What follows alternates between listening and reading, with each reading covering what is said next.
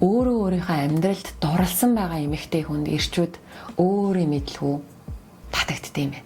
Амьдралаас кайф авж байгаа, таашаал авж байгаа, найз нөхдөдтэйгаа, гэр бүлтэйгаа, өөрийнхөө ажил, сонгосон сонголтууд юмнуудаа аз жаргалтай, happy байгаа. Би даасан happy байгаа байдал нь татагдах шалтгаан бол тийм ээ л да. Шалтгаан нь юу вэ гэсэн чинь эрэгтэй хүн ч гэсэн аз жаргалтай болохыг хүсэж байгаа учраас тэр бэлэн байгаа аз жаргал дээр нэгдэж орохыг хүсдэг гинэ. Тэр аз жаргалтай хамт байхыг хүсдэг юм байна л да. Тэгээ тийм учраас өөрийн мэдлгүй тэр эмэгтэйд татагддаг.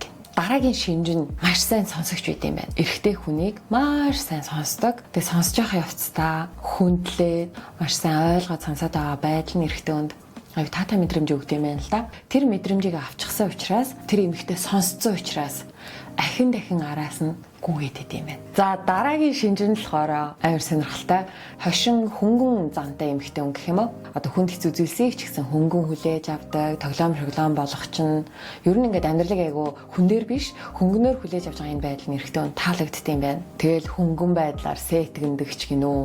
Драма queen эмэгтэйчүүд стресс ихтэй эмэгтэйчүүдээс ялгардаг гинэ. Тим эмэгтэйтэй ярилцах нь хамт байх нь өөрөө сэтгэл зүйнийх нь хувьд амралт тайвшрах боломж нөхцөл болд юм байна л да.